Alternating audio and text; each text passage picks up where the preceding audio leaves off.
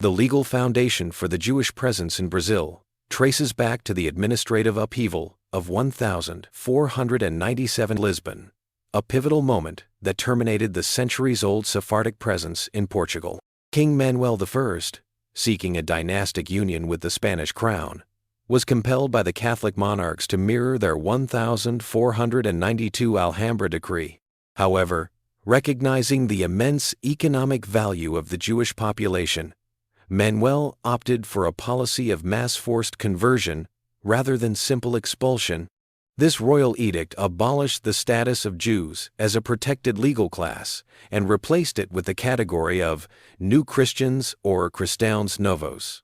Throughout the late 15th century, the city of Lisbon became the epicenter of this transition, as thousands of individuals were forcibly baptized in the port areas to prevent their departure.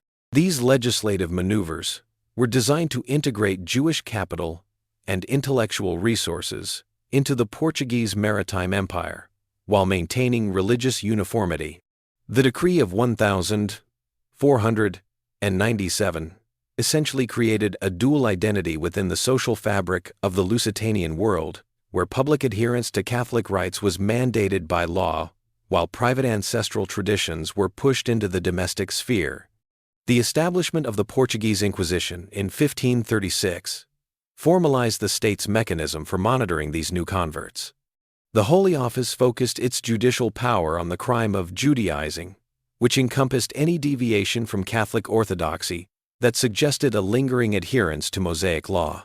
Specifically, the Inquisition targeted the observation of the Sabbath, dietary restrictions, and the celebration of traditional festivals, like Passover or Yom Kippur. The bureaucratic reach of the Inquisition utilized a network of familiars, lay informants who monitored neighborhoods for signs of secret religious practice.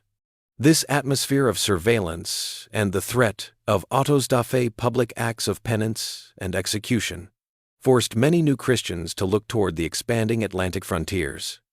Just a quick announcement. If you enjoy this video, please subscribe to our channel, as it motivates us to bring you a new story every evening. This is the only kind request tonight, and we won't bother you with it anymore until the very end of today's story. Let's get back to the video.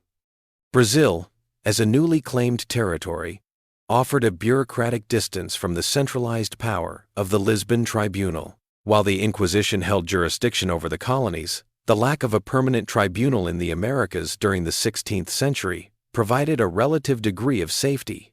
Consequently, the Portuguese sugar industry in the northeast became a primary destination for those seeking to escape the immediate proximity of inquisitorial scrutiny. The migration was not merely a flight from persecution, but a strategic relocation of commercial networks, as many families utilized their existing connections in the spice and textile trades to establish themselves in the nascent sugar economy. This initial exodus laid the demographic and economic groundwork for the Sephardic communities that would eventually define the cultural landscape of Recife.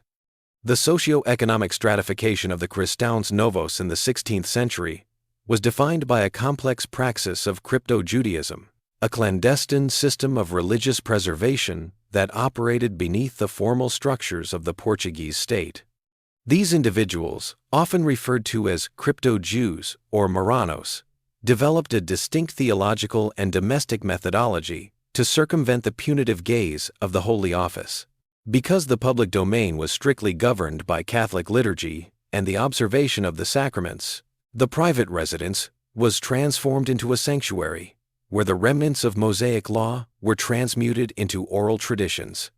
The lack of Hebrew liturgical texts, which were routinely confiscated and burned by inquisitorial authorities, necessitated the transmission of religious knowledge through maternal lineages, as women became the primary custodians of the faith within the home.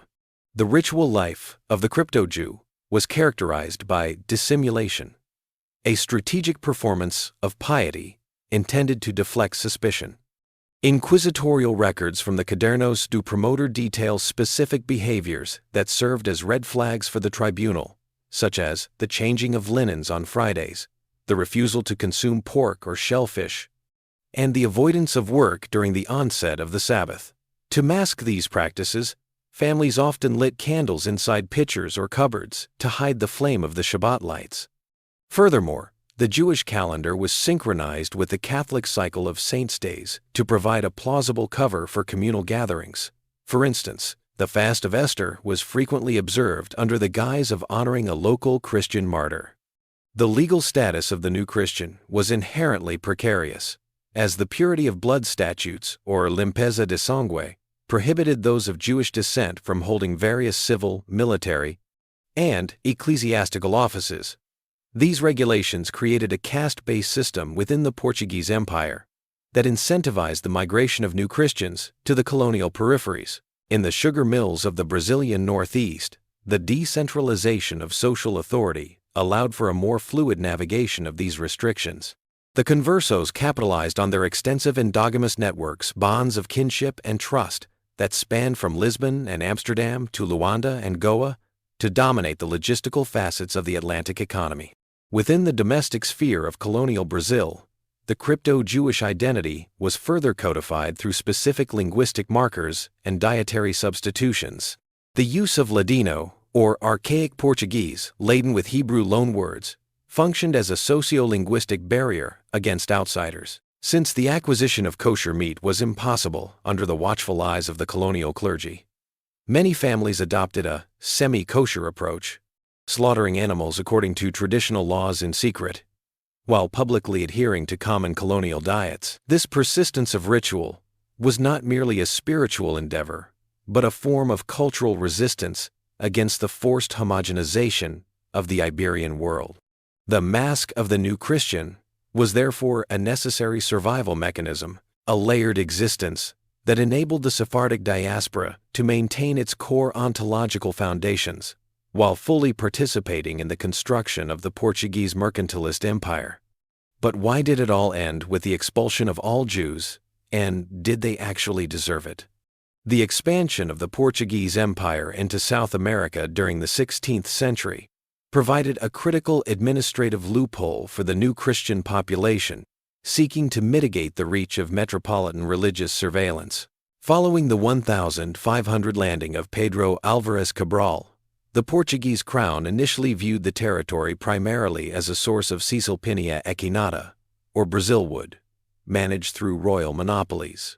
However, the shift toward a permanent colonial presence in the 1532nd, formalized through the implementation of the hereditary captaincy system, transformed the region into a significant site for Sephardic resettlement. Under this decentralized system, the crown granted vast tracts of land to donatarios, or lord proprietors, who were tasked with the defense and economic development of the territory at their own expense. This delegation of authority created a fragmented judicial landscape, where the local interests of the proprietors often superseded the strict enforcement of metropolitan religious edicts. A primary factor in the migration of new Christians was the specific jurisdictional absence of a permanent Holy Office tribunal in the Brazilian colonies. While the Inquisition in Lisbon maintained theoretical sovereignty over all Portuguese subjects, the practical difficulties of transatlantic communication and the immense costs of maritime transport limited the frequency of formal investigations. In the absence of a local inquisitorial seat, religious oversight fell to the ordinary jurisdiction of bishops and local clergy, who were frequently more concerned with the collection of tithes and the stability of the local economy than with the rigorous prosecution of crypto-Jewish practices. This administrative distance allowed individuals of Jewish descent to occupy essential roles in the colonial bureaucracy and the developing mercantile sectors. The economic transition from the extractive Brazil wood trade to the capital-intensive sugar economy further incentivized the inclusion of new Christians in the colonial project. The establishment of engenhos, or sugar mills, required significant upfront investment in machinery, labor, and hydraulic infrastructure. New Christian families, possessing liquid capital and established credit lines in Europe, were uniquely positioned to finance these operations. The Portuguese crown, prioritizing the generation of tax revenue from sugar exports, frequently issued decrees that temporarily suspended the prosecution of new Christians or protected their property from confiscation. These periods of grace were periodic financial arrangements between the monarchy and the mercantile elite, effectively commodifying religious tolerance to ensure the continued flow of colonial wealth to the royal treasury. By the mid-16th century, the captaincies of Pernambuco and Bahia emerged as the primary hubs of this demographic shift. The land grants provided by the donatarios often included tax exemptions and legal protections for new settlers, regardless of their genealogical background. This policy of povoamento, or peopling the land, prioritized the physical occupation of the coast against French and Spanish incursions over the enforcement of blood purity statutes. Consequently, the social hierarchy in the New World began to emphasize land ownership and economic production over the rigid ancestral categories of the Iberian Peninsula. The resulting demographic concentration of new Christians in the northeastern ports created an integrated commercial class that facilitated the exchange of colonial commodities for European manufactured goods, establishing the structural precursors for the open Jewish life that would eventually emerge under Dutch administration.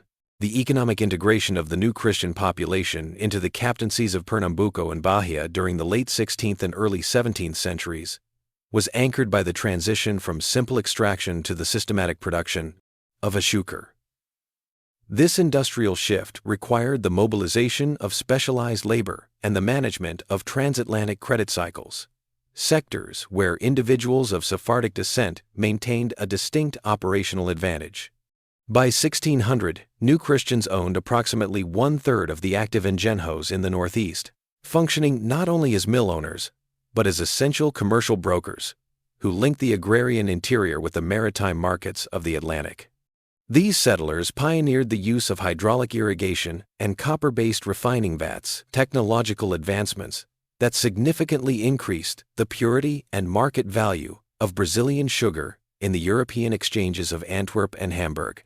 The social structure of these early communities was defined by a cautious duality, where the formal requirements of the Padrão do Real coexisted with secret networks of ancestral preservation.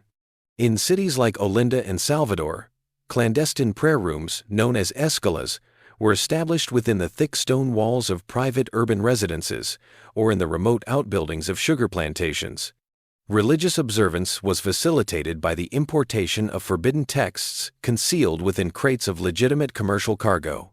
The practice of Jewish burial was a particularly significant ritual of resistance, where deceased relatives were buried in virgin soil on plantation grounds rather than in consecrated Catholic cemeteries, ensuring that the final rites remained consistent with the halakha.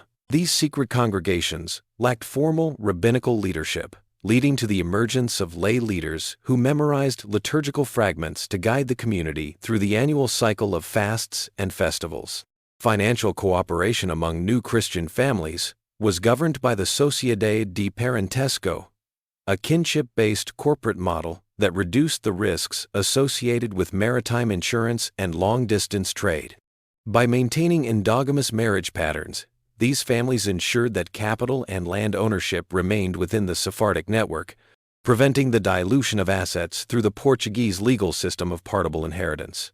In Pernambuco, the proximity of the port of Recife provided these merchants with direct control over the export logistics, allowing them to manage the entire supply chain from the crushing of the cane to the final sale in Amsterdam.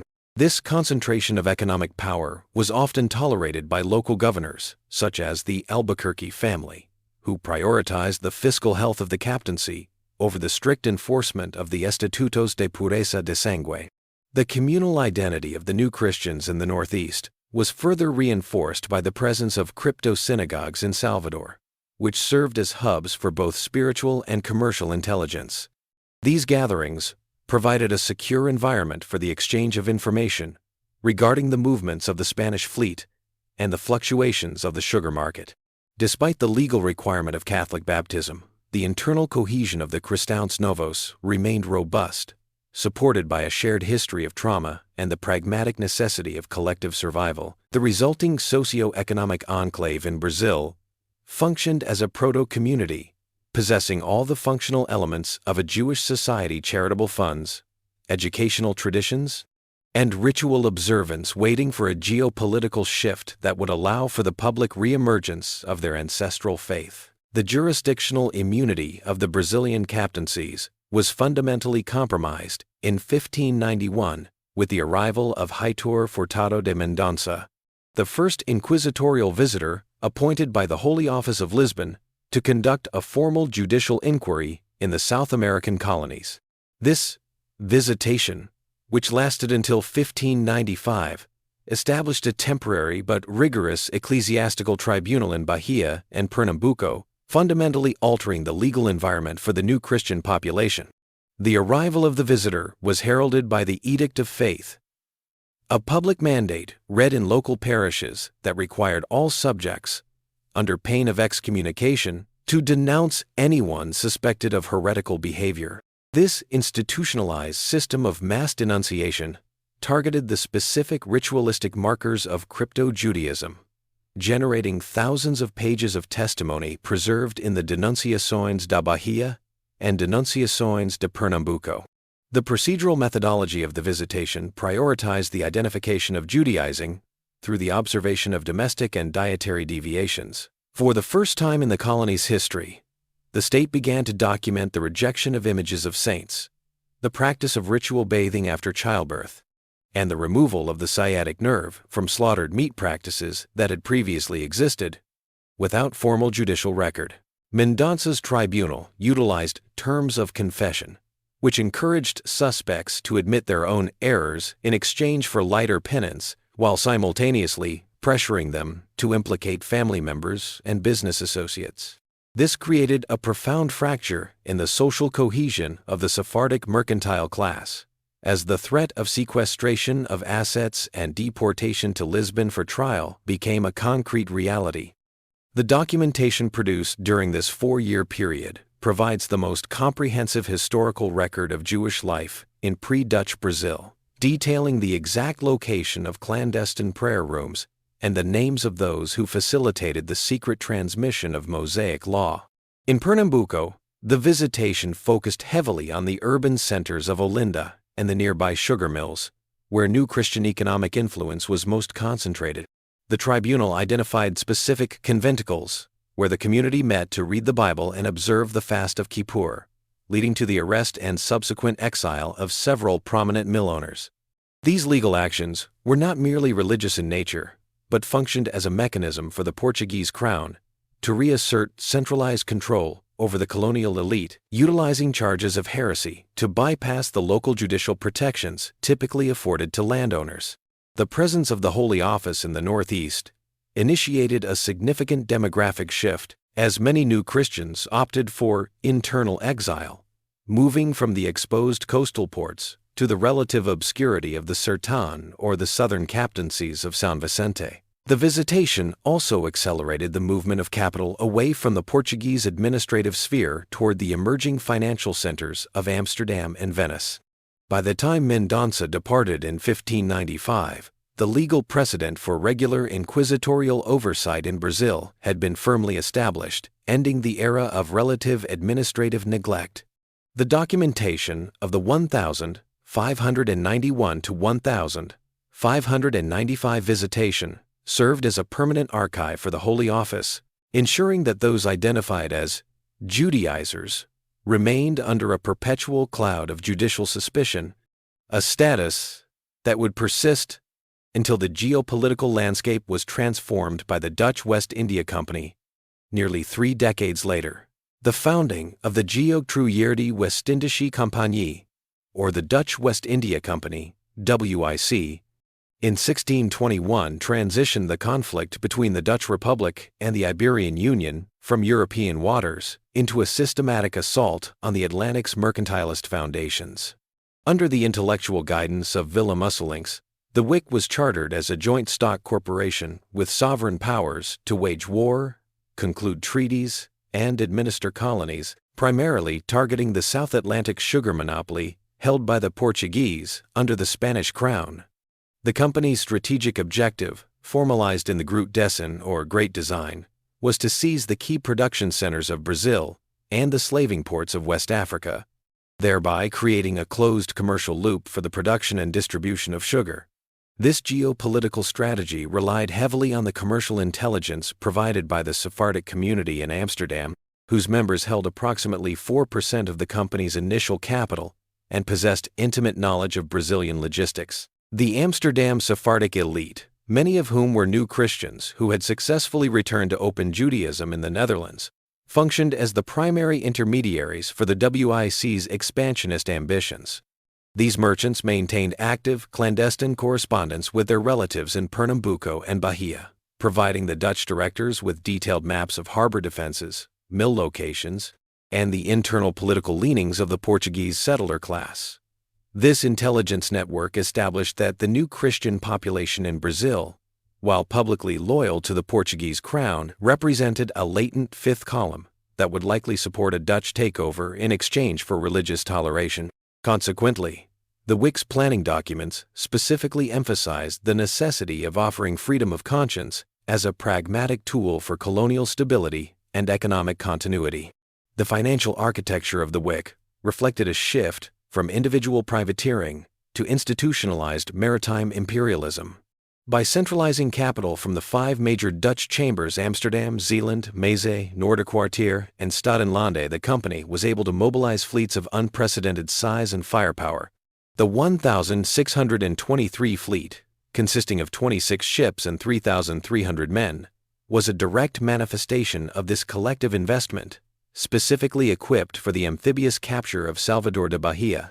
The board of directors, known as the Heeren 19th, recognized that the success of the Brazilian venture depended on the immediate preservation of the sugar processing infrastructure rather than its destruction. This required the active cooperation of the existing merchant and mill-owning classes, whose credit networks were essential for the continued operation of the engenhos. Furthermore, the WIC recognized the strategic value of Sephardic trade networks as a means to bypass the Spanish embargo on Dutch goods.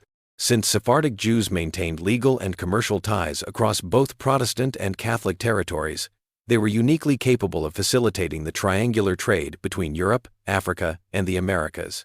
The Dutch recognized that the Portuguese sugar economy was chronically undercapitalized and reliant on high-interest loans, a vulnerability that the WIC sought to exploit by providing more favorable credit terms through Jewish brokers.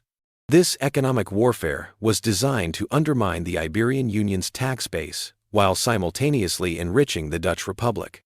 The subsequent military campaigns were thus not merely about territorial conquest, but about the forced redirection of the global sugar trade toward the Bourse of Amsterdam, utilizing the Sephardic diaspora as the operational glue of this new maritime order.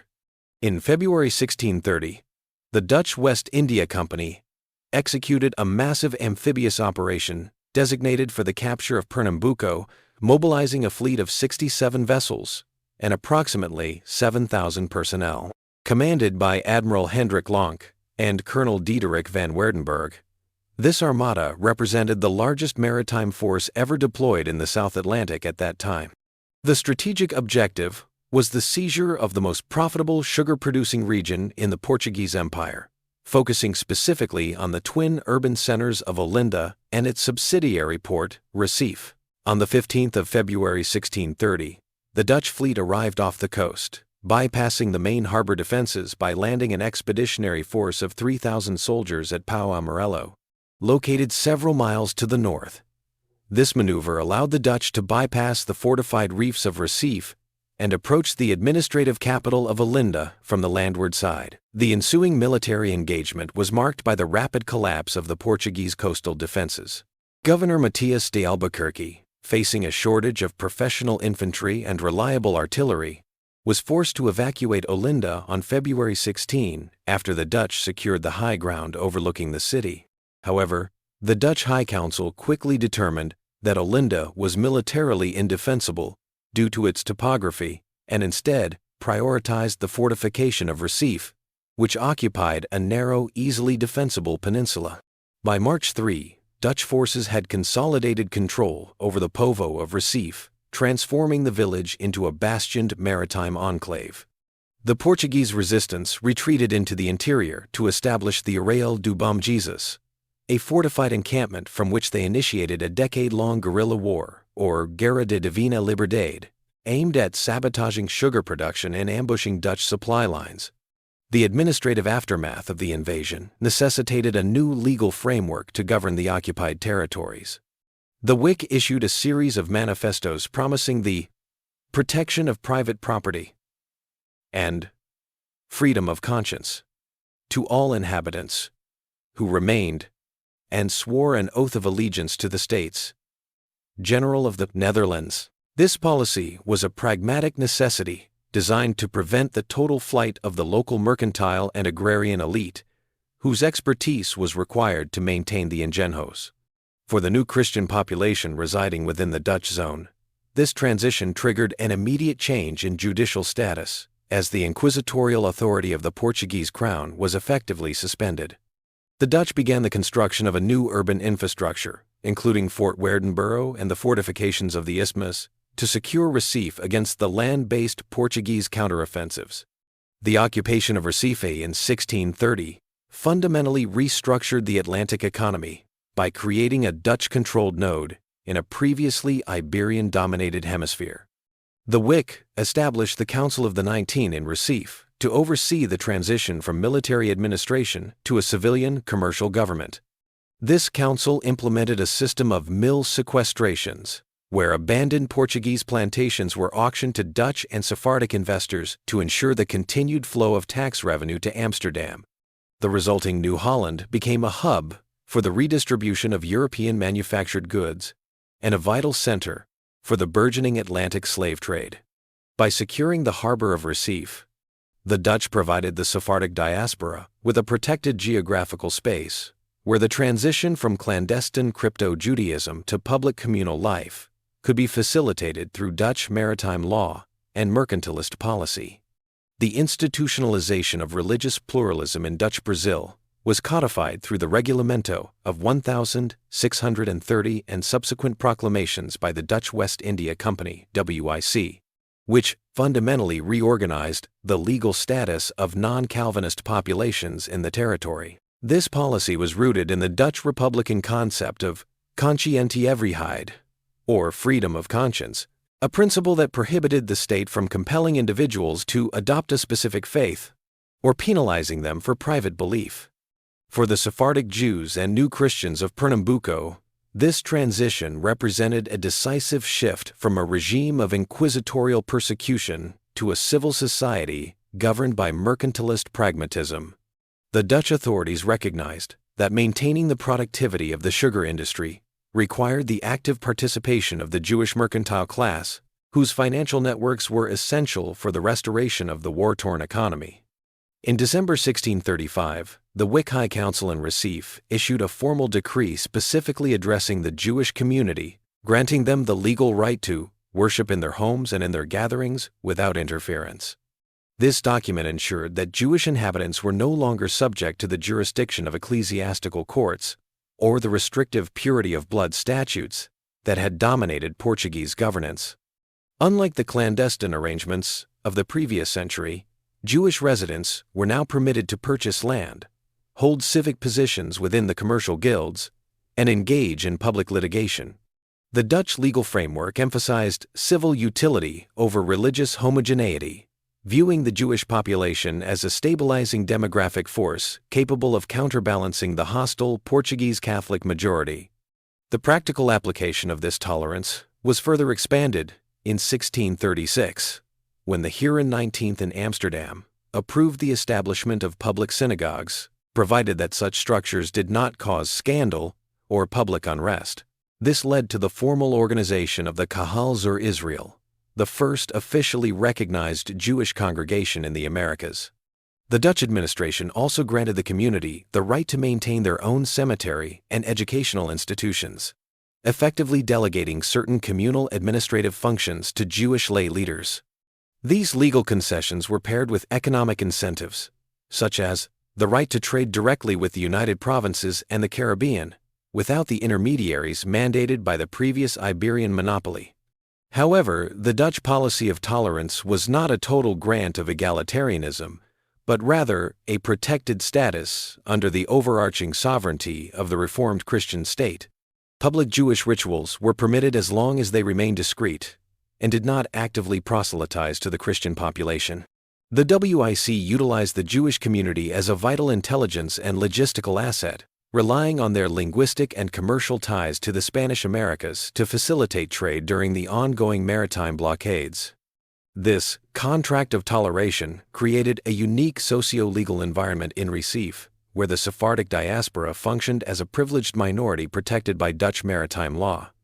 By decoupling citizenship from religious orthodoxy, the Dutch authorities in Brazil established a precursor to modern pluralistic governance, ensuring that the economic viability of the colony remained the primary metric for legal protection. The formal dissolution of crypto-Jewish life in Dutch Brazil was manifested through the ritual process of re-Judaization, a systematic program of communal reintegration that followed the consolidation of Dutch military control in Recife. By 1636, the administrative environment enabled the transition from the domestic concealment of Mosaic law to the public performance of the Brit Mila, or ritual circumcision. This surgical procedure served as the primary legal and spiritual marker of a return to the covenant, effectively nullifying the forced Catholic baptisms of the previous century. Because many adult men within the new Christian population had lived for decades as nominal Catholics, the community required the services of professional Mohilam specialists in ritual circumcision who were recruited from Amsterdam and Venice specifically to facilitate this mass transition. These practitioners operated under the protection of Dutch civil law, which recognized the procedure as an essential component of the Jewish community's autonomous religious governance. The reclamation of Sephardic identity also involved the formal adoption of Hebrew names, a process that replaced the Iberian surnames imposed during the 1497 mass conversions in Portugal. Inquisitorial aliases and the names of Catholic godparents were abandoned in favor of biblical patronymics, a shift documented in the archival records of the Livro das Atas, Minutes Book, of the Kahal Zur Israel. This linguistic re-identification was accompanied by the formalization of marriage contracts, or ketubot, which retroactively legalized domestic unions that had previously existed only under the auspices of the Catholic Church. The Dutch High Council in Recife permitted these legal adjustments to ensure that inheritance and property rights within the Jewish community remained consistent with both Jewish law and Dutch commercial statutes. The structural transition was further evidenced by the public observation of the Shabbat and the dietary laws of Kashrut. Under Dutch oversight, Jewish merchants were granted the right to close their businesses from sunset on Friday until sunset on Saturday, a privilege that had been a capital offense under the Portuguese Inquisition. To support the dietary requirements of the community, the first kosher slaughterhouses in the Americas were established in Recife, managed by Shoketim ritual slaughterers who were certified by rabbinical authorities in Europe. The Dutch authorities facilitated the importation of ritual objects, including Torah scrolls, talitot, prayer shawls, and tefillin, which were now shipped openly through the West India Company's logistical channels, rather than being concealed as contraband. Furthermore, the return to the covenant necessitated the creation of a formal educational infrastructure to re-socialize a generation that had been raised without access to Hebrew liturgical training. The Talmud Torah School was established in Recife to provide instruction in the Hebrew language and Jewish theology, ensuring that the younger generation could participate in the full liturgical life of the synagogue. This educational project was essential for the long-term viability of the community, as it moved Jewish identity from a matter of secret ancestry to one of public scholarship and communal participation. The transformation of Recife into an open center of Sephardic life was thus finalized not merely by legal decree, but by the physical and cultural realignment of the population with the normative practices of the Jewish diaspora, all sanctioned by the Dutch mercantile state. The consolidation of Dutch Brazil as a secure maritime jurisdiction triggered a significant demographic influx of the Sephardic mercantile elite from Amsterdam, fundamentally altering the capital structure of Pernambuco. This migration was facilitated by the Dutch West India Company's policy of selling confiscated Portuguese assets to private investors, a mechanism that allowed wealthy Jewish families to acquire significant holdings in the sugar industry. By the late 1632s, Jewish entrepreneurs had integrated into the upper echelons of the colonial economy, moving beyond retail trade into the large-scale management of the sugar cycle. These families brought with them the advanced credit instruments of the Dutch Golden Age, including the use of bills of exchange and maritime insurance protocols, which mitigated the inherent risks of the Atlantic trade. This injection of liquid capital was essential for the reconstruction of mills that had been damaged during the initial decade of conflict, ensuring the continued production of export-grade sugar. The Sephardic elite in Recife functioned as a sophisticated administrative class, possessing a linguistic and cultural versatility that made them indispensable to the Dutch High Council. Fluent in Portuguese, Spanish, and Dutch, these individuals navigated the complex legalities of a colony where the majority of the population remained culturally Iberian. Their commercial expertise extended to the management of the triangular trade, linking Brazilian sugar production with European refining centers and the slaving ports of West Africa. Records from the Amsterdam Bourse indicate that Jewish merchants in Recife were primary conduits for the distribution of manufactured textiles, ironware, and Mediterranean luxury goods within the colony. This mercantile dominance was supported by a robust internal credit system, where Jewish lenders provided the necessary financing for Portuguese planters to purchase enslaved labor and equipment, effectively creating a symbiotic, if tense, relationship between the Catholic agrarian class and the Jewish commercial elite. Beyond economic contributions, the arrival of this elite group imported the intellectual and artistic traditions of the Sephardic diaspora into the tropics. Unlike the earlier New Christian settlers, these migrants had been educated in the prestigious academies of the Netherlands and Italy, bringing a rigorous tradition of rabbinical scholarship and secular humanism. The social life of the Recife elite was characterized by the establishment of private libraries containing works on philosophy, medicine, and mathematics, reflecting the enlightened values of the Dutch Republic.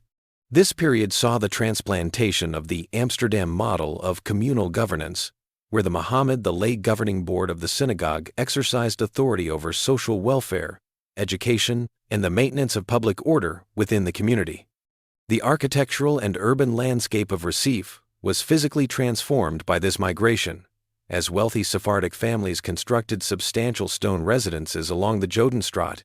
These structures, often combining Dutch gabled aesthetics with Mediterranean interior courtyards, represented the permanence of the Jewish presence in the Americas.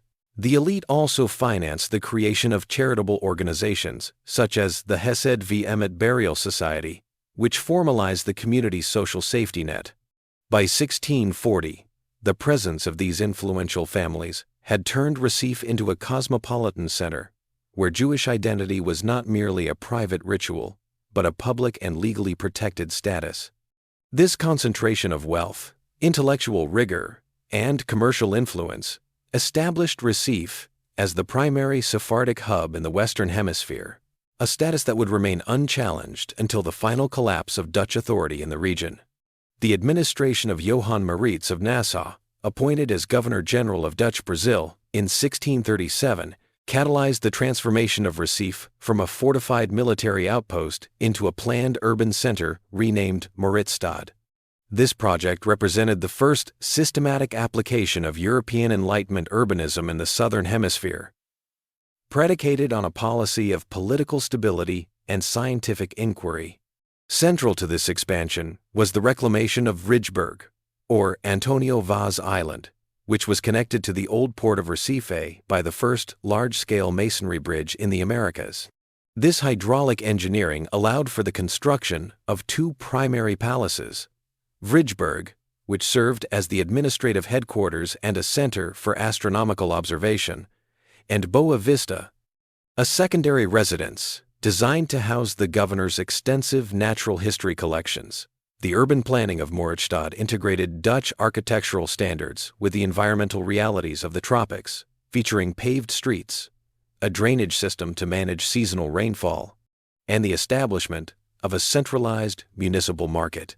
Johan Maurits commissioned a scientific mission composed of scholars such as the physician Willem Piso and the naturalist Georg Markgraf, whose collaborative research resulted in the publication of the Historia Naturalis Brasiliae. This work functioned as a definitive taxonomic survey of Brazilian flora and fauna, utilizing the governor's newly established botanical gardens and zoo as living laboratories. These gardens were not merely aesthetic, but served as centers for acclimatization studies, where indigenous medicinal plants were categorized alongside imported European and African species to diversify the colony's agricultural and pharmaceutical output. The intellectual environment fostered in Maritstad was reinforced by the establishment of an observatory at Vrijburg, where the first systematic charting of the Southern Hemisphere's constellations was conducted. This focus on empirical data collection extended to the cartographic department, which produced highly detailed topographical maps of the Pernambucan coastline and the sugar-producing interior. These technical advancements were supported by the patronage of artists such as Frans Post and Albert Eckhout, whose paintings documented the ethnographic and biological diversity of the Dutch West India Company's territories. Their work provided the Dutch States General with a visual inventory of the colony's assets, emphasizing the transition from a purely extractive economy to a settled, civilized provincial state. Legally and socially, Maritstad functioned as a site of administrative innovation where the Code of Nassau regulated civic conduct and property rights, further protecting the status of the Jewish community. The governor's commitment to religious pluralism was a structural necessity to maintain the loyalty of the diverse mercantile and planter classes. Under his oversight, the Jewish population was permitted to establish communal centers and engage in civil litigation on equal footing with Christian residents. The city became a hub for the dissemination of Dutch mercantile law, which facilitated the growth of private enterprises and the standardization of trade weights and measures. This period of urban and intellectual flowering established a model of colonial governance that prioritized knowledge and infrastructure as the foundations of imperial longevity, creating a cosmopolitan environment that briefly outshone the contemporary administrative centers of Spanish and Portuguese America. The establishment of the Kahal Zur Israel, or the Rock of Israel congregation, in 1636 represented the formal institutionalization of Jewish communal life in the Western Hemisphere, transitioning the Sephardic presence from a collection of private households into a legally recognized corporate entity. Central to this development was the acquisition of a prominent site on the Rua dos Judeus, or Street of the Jews, in the heart of the Recife Port District. The construction of the synagogue was a multi-year project financed through the Finta, a communal tax levied on Jewish residents based on their commercial turnover and property holdings. Architecturally, the building followed the aesthetic conventions of contemporary Sephardic structures in Amsterdam, featuring a multi-story facade that integrated seamlessly into the dense urban fabric of the city. The interior was organized around a central teba, or reader's platform, and an hekel, ark, designed to house the community's increasing collection of Torah scrolls, which were imported from the Netherlands and Italy. A critical archaeological feature of the Kahal Zur Israel complex was the inclusion of a mikveh, or ritual bath, located within the basement of the structure. Fed by local groundwater and constructed with precision to meet halachic standards of living water, this installation provided the essential infrastructure for ritual purification that had been entirely absent or dangerously improvised during the preceding century of crypto-Jewish life. The synagogue also functioned as a civil administrative hub, housing the Mahamed, the governing council responsible for the enforcement of communal statutes known as the Askemat. These laws regulated everything from the licensing of kosher butchers to the mediation of commercial disputes between Jewish merchants, thereby reducing the burden on the Dutch civil courts. The Mahamed also managed the Tzedakah, a centralized welfare fund that provided financial assistance to impoverished families, dowries for orphaned brides, and passage for refugees arriving from the war-torn territories of the Iberian Peninsula. The synagogue's location on the Rua dos Judeus was strategically significant, as the street functioned as the primary commercial artery of Recife. Most of the 80-odd houses on this street were occupied by Jewish families, creating a self-sustaining residential and commercial district where the rhythms of Jewish life were synchronized with the operation of the port. The Dutch authorities permitted the congregation to employ a shamash beadle to maintain the building and a Hazan cantor to lead the daily and festive liturgies, ensuring that the community possessed a full suite of professional religious staff.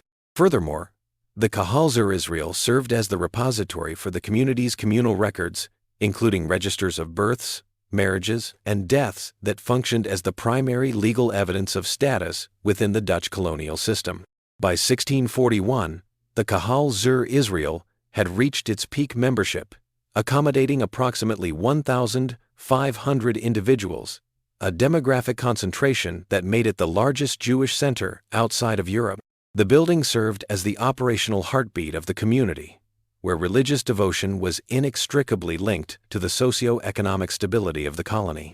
The congregation provided the social cohesion necessary for the Sephardic population to function as a unified political bloc in negotiations with the West India Company. As the first purpose-built synagogue in the Americas, the Kahal Zur Israel was not merely a place of worship, but a physical manifestation of the Sephardic diaspora's transition from a persecuted minority to an essential pillar of the Dutch Atlantic Order. In 1641, the Kahal Zur Israel achieved a significant milestone in its organizational maturity with the arrival of Isaac Aboab de Fonseca, the first formally trained and ordained rabbi to set foot in the Americas. A former student of the esteemed Saul Levi Mortera in Amsterdam, Aboab de Fonseca brought a rigorous academic and legal expertise to Recife, transitioning the community from an improvised religious group into a sophisticated satellite of the European Sephardic world. His appointment was a professionalized administrative move financed by the synagogue's governing board, which sought to standardize religious practice according to the Minhag Amsterdam. As the Haham, or wise man, of the congregation, Aboab de Fonseca's jurisdiction extended beyond the pulpit. He served as the supreme arbiter of Jewish law, or halakha, ensuring that the community's social and commercial conduct remained synchronized with global Sephardic standards. Aboab de Fonseca's primary task was the establishment of a formal Beth Din, or rabbinical court, which functioned as the judicial authority for personal status and civil disputes within the Jewish population. This tribunal provided the legal framework necessary for resolving issues of marriage, divorce, and commercial arbitration, effectively removing these matters from the Dutch secular courts. Under his guidance, the synagogue's governing statutes were codified to include strict disciplinary measures, such as herem, excommunication, to maintain communal order and prevent internal dissent that could jeopardize the community's standing with the West India Company. His legal rulings provided a stabilizing influence during a period of rapid economic expansion, offering a predictable moral and ethical compass for the merchants and sugar brokers of Pernambuco. The rabbinate of Aboab de Fonseca was also defined by its intellectual and literary contributions to the New World. He established a higher-level yeshiva for the advanced study of the Talmud and Jewish philosophy, attracting students from the broader Caribbean and South Atlantic diaspora. His expertise in Hebrew grammar and Kabbalah Jewish mysticism infused the intellectual life of Recife with a depth previously found only in European centers like Venice or Safed. Notably, his time in Brazil influenced his later theological writings, including the Zeker Leasa, which reflected the unique challenges of maintaining a traditional faith in a frontier environment. His presence elevated Recife's status, making it a destination for itinerant scholars and a hub for the distribution of Hebrew books and liturgical materials across the Atlantic. Socially, the rabbi functioned as a diplomat, representing the interests of the Jewish community before the Dutch High Council and Governor Johan Maurits. His fluency in Hebrew, Portuguese, and Dutch allowed him to navigate the complex multi-ethnic bureaucracy of the colony, advocating for the continued protection of Jewish civil rights. By establishing a professionalized rabbinical hierarchy, Aboab de Fonseca ensured that the Kahal Zur Israel was not merely a local house of worship, but a legally robust institution capable of self-governance. This rabbinical framework proved essential for the internal cohesion of the community, providing the structural resilience that would be tested as the geopolitical stability of Dutch Brazil began to erode. Through his leadership, the Sephardic community of Recife became a model of autonomous religious administration, a legacy that established the standard for all subsequent Jewish communal organizations in the Western Hemisphere. The systematic reorganization of the Brazilian sugar industry under Dutch governance was fundamentally underpinned by the financial intervention of Sephardic entrepreneurs, who utilized the administrative vacuum left by fleeing Portuguese loyalists to acquire and rehabilitate high-value assets. Following the Dutch West India Company's conquest, hundreds of engenhos were abandoned or confiscated. These were subsequently liquidated through public auctions in Recife, where Jewish investors became the primary purchasers. By 1640, the ownership of sugar mills had transitioned from a landed Portuguese aristocracy to a more capital-efficient mercantile class that viewed sugar production through the lens of international commodity trading rather than feudal landholding. This shift introduced a rigorous accounting methodology to the Pernambucan interior, as mill owners began employing standardized ledgers and Dutch-style commercial auditing to manage their seasonal yields and labor costs. The sugar barons of this era functioned as the vital financial link between the agrarian production zones and the capital markets of the United Provinces. Unlike the previous Portuguese owners, who were often burdened by chronic debt to the Lisbon crown, the Sephardic mill owners utilized the Amsterdam Bourse to secure low-interest loans and maritime insurance. This access to Dutch capital enabled the large-scale importation of copper boilers and advanced mechanical components for the Casa de Purgar, purging house, where sugar was refined into higher-value clayed or white sugar for the European market. By controlling the quality of the refining process, Jewish entrepreneurs were able to differentiate Brazilian sugar from the lower-grade Muscovado produced in the Spanish Caribbean, thereby commanding a premium price in the Atlantic exchanges. Logistical dominance was achieved through the integration of the sugar industry with the Dutch West India Company's maritime monopoly. Jewish merchants in Recife managed the complex scheduling of the Vluten fleets, ensuring that perishable sugar cargoes were loaded during the optimal seasonal windows to minimize spoilage and maximize harbor efficiency. They established a sophisticated brokerage system that bypassed traditional middlemen, allowing mill owners to deal directly with the refining houses in Amsterdam. This vertical integration was supported by a network of sugar factors, specialized agents stationed at key points along the Capibaribe and Beberibe rivers, who coordinated the transport of crates from the mills to the docks of Recife, using a fleet of shallow draft river barges. Furthermore, the economic stability of the Dutch colony was reinforced by the role of Jewish financiers in managing the slave trade, which provided the essential labor force for the sugarcane fields.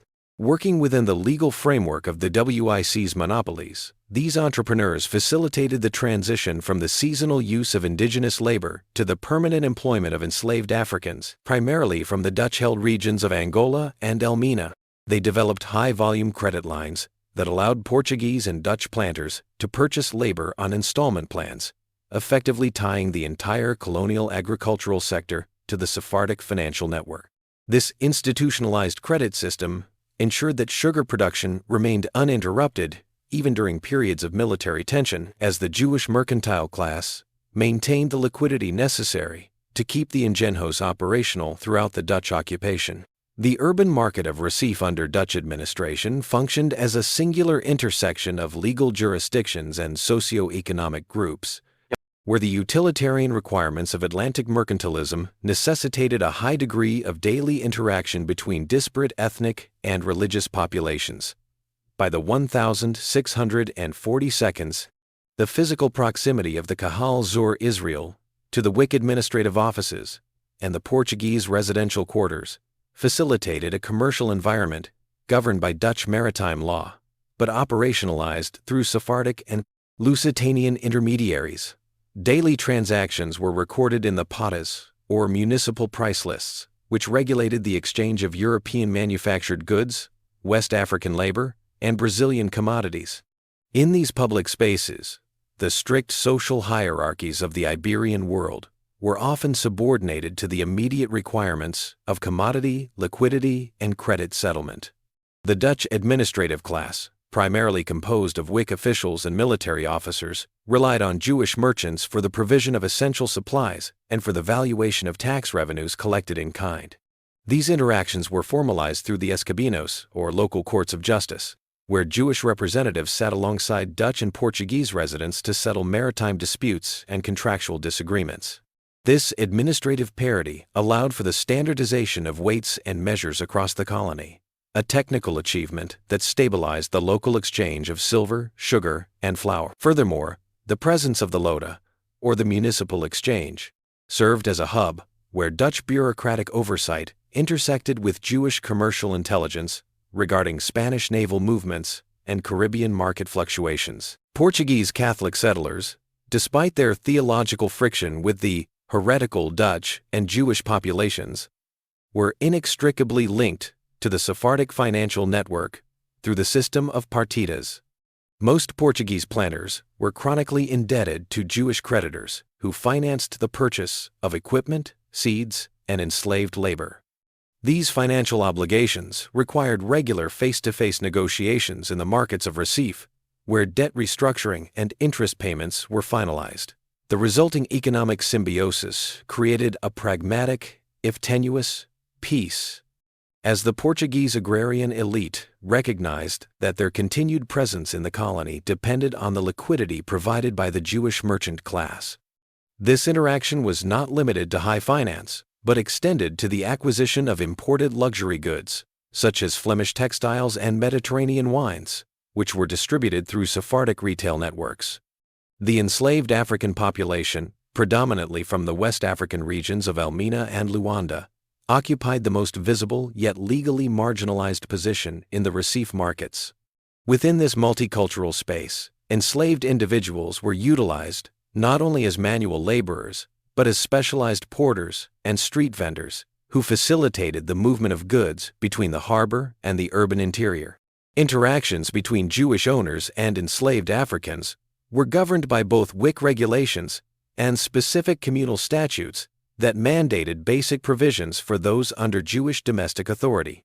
In the markets, the presence of these diverse groups created a complex linguistic environment where Dutch, Portuguese, and Hebrew loanwords merged with West African dialects to form a proto-pidgin essential for colonial trade.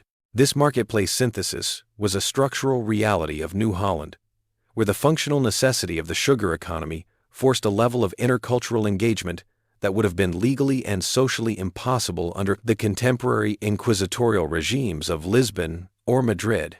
The recall of Johann Moritz of Nassau in May 1644 by the Girondins marked the termination of the era of moderation in Dutch Brazil and the transition to a fiscal policy governed by aggressive debt recovery. This administrative shift was precipitated by the increasing friction between the governor's high expenditure on infrastructure and the West India Company's WIC demand for immediate dividends. By 1643, the cost of maintaining the civil administration, the scientific missions, and the military garrison had reached 800,000 guilders annually, while the company's debts exceeded 18 million guilders. The directors in Amsterdam viewed Moritz's focus on long-term colonial stability and cultural pluralism as a deviation from the primary corporate objective of short-term profit maximization. Consequently, his resignation and subsequent departure on the ship Zutphen created an immediate administrative vacuum that was filled by a triumvirate known as the High Council, comprised of Hamel van Bullestraten and Gieselen. Unlike the centralized authority of Nassau, the High Council implemented a rigid program of fiscal austerity that specifically targeted the Portuguese planter class. During the Nassau years, Portuguese mill owners had been allowed to accumulate vast debts, estimated at over 2.1 million guilders, to both the WIC and private Sephardic financiers. Moritz had maintained a policy of forbearance, recognizing that aggressive foreclosure would drive the agrarian elite toward rebellion. The new administration, however, mandated the immediate liquidation of these arrears, authorizing the seizure of engenhos and the forced auction of enslaved labor and livestock to satisfy creditors. This change in the colonial credit market fundamentally destabilized the symbiotic relationship between the Dutch maritime state and the Lusitanian landed gentry, transforming economic tension into a catalyst for the Insurreição Pernambucana. The departure of the governor also led to a significant erosion of the legal protections afforded to non-Calvinist religious groups. While the official policy of the States General remained one of tolerance, The local Reformed Church, or classis, utilized Nassau's absence to demand stricter enforcement of the 1,636 ecclesiastical ordinances. These regulations sought to limit the public visibility of the Jewish community and restricted the building of new synagogues. The Sephardic elite in Recife, who had relied on Nassau's personal patronage to bypass the more restrictive elements of the Wick Charter, found themselves increasingly vulnerable to the litigious efforts of the Calvinist ministry. The High Council, seeking to consolidate its ideological base, was less inclined to intervene in these religious disputes, leading to a rise in anti-Semitic rhetoric in the municipal records and a tightening of the social boundaries between the Dutch officialdom and the Jewish mercantile class. Furthermore, the military security of the colony was compromised as Maurits withdrew the elite Nassau regiments and various European mercenaries who were personally loyal to him. The garrison was reduced to fewer than 3,000 professional soldiers, many of whom were poorly provisioned due to the Wick's new cost-cutting measures. This perceived military weakness emboldened the Portuguese rebels, who began coordinating with the restauradores in Lisbon following Portugal's 1,640 independence from the Spanish crown. The administrative transition of 1,644 effectively ended the period of peaceful coexistence as the Wick moved from a policy of integration to one of extractive dominance. The resulting political instability ensured that the Dutch presence in Brazil was no longer viewed as a permanent civil project, but as a temporary commercial occupation, prompting the various factions of Pernambucan society to reevaluate their strategic loyalties in anticipation of the coming conflict. The formal escalation of the Insurreição Pernambucana in 1645 marked the transition of the Luso-Dutch conflict from a series of sporadic agrarian skirmishes into a systematic war of attrition characterized by the convergence of economic insolvency and Catholic restorationism. The revolt was institutionalized by the Pact of Moreno, a secret accord signed by prominent Luso-Brazilian planters, including João Fernandes Vieira and André Vidal de Negreiros, who sought to liquidate their extensive debts to the Dutch West India Company, WIC, through the total expulsion of the colonial administration. By 1645, the indebtedness of the Portuguese agrarian class had reached a critical threshold, with the High Council in Recife increasingly employing judicial sequestrations of sugar mills to satisfy arrears. This financial pressure provided a pragmatic motivation for rebellion that was subsequently framed in the ideological language of a holy war against the Dutch Calvinists and the Jewish mercantile elite. The military strategy of the insurgents prioritized ambush warfare within the matas, the dense forested regions surrounding the sugar production zones where the traditional Dutch infantry formations were tactically disadvantaged. These rebel units, often composed of local frontiersmen, indigenous allies under Felipe Camarão, and black auxiliary troops, led by Henrique Dias, focused on the systematic destruction of the hydraulic and mechanical infrastructure of Dutch-held engine hose. By sabotaging the refining vats and burning the sugarcane fields, the rebels aimed to deprive the WIC of its primary tax base, effectively rendering the colony an economic liability for the Amsterdam directors. The conflict introduced the Guerra de Emboscada, ambush war, a precursor to modern guerrilla tactics that neutralized the Dutch technical superiority in artillery and naval blockades. A defining characteristic of the 1,645 insurrection was the explicit targeting of the Sephardic population as the financial and logistical backbone of the Dutch occupation. The Portuguese leadership utilized the Proclamation of Monte das Tabocas to emphasize the religious necessity of purging the colony of enemies of the faith, a category that specifically included the Jews of Recife, who had transitioned from crypto-Judaism to open practice. The Jewish community responded by organizing the Milícia de Cidadãos, a civilian defense force that patrolled the urban perimeter of Recife and provided the WIC with critical intelligence regarding rebel movements in the interior. This militarization of the Jewish population was a direct consequence of the escalating rhetoric of the Holy Office, which had been revitalized by the Portuguese restoration of 1,640 and sought to reclaim the Brazilian captaincies for the Inquisition's jurisdiction. The geopolitical dimension of the revolt was further complicated by the clandestine support provided by the Portuguese crown in Lisbon, which sought to regain its most profitable colony without initiating a formal war with the Dutch Republic in Europe. Military officers, munitions, and financial subsidies were funneled to the Pernambucan rebels through the port of Salvador, bypassing the Dutch maritime patrols. By 1646, the insurrection had succeeded in isolating the Dutch administration within the fortified urban enclave of Recife and the nearby island of Mauritsstad, effectively ceding control of the agrarian interior to the rebels. This strategic confinement forced the WIC to rely exclusively on imported provisions, leading to a catastrophic decline in the colony's profitability. The Insurreição Pernambucana thus established a pattern of territorial fragmentation, where the maritime power of the Dutch was countered by the land-based insurgents of the Portuguese, setting the stage for the protracted siege that would eventually determine the fate of the Jewish community in Brazil. The Guerra de Divina Liberdade, or the War of Divine Liberty, transitioned from an agrarian uprising into a formalized theological crusade, where the restoration of Catholic orthodoxy became the central legitimizing principle for the Luso-Brazilian insurgency. This ideological shift was orchestrated by the Jesuit and Carmelite orders, who provided the intellectual and moral justification for the violent removal of the Dutch West India Company's administration. By 1646, the conflict was no longer presented by the Portuguese rebels as a mere dispute over sugar debts or commercial autonomy. Instead, it was codified in ecclesiastical proclamations as a spiritual necessity to cleanse the New World of the Protestant and Jewish heresies. The presence of open synagogues in Recife was utilized as primary evidence of a diabolical inversion of the natural order, turning the recapture of Pernambuco into a localized extension of the Counter-Reformation. The organizational heart of this crusading movement was the Council of War at the Arraial do Bom Jesus, which operated in tandem with the Committees of Conscience, led by prominent clergymen.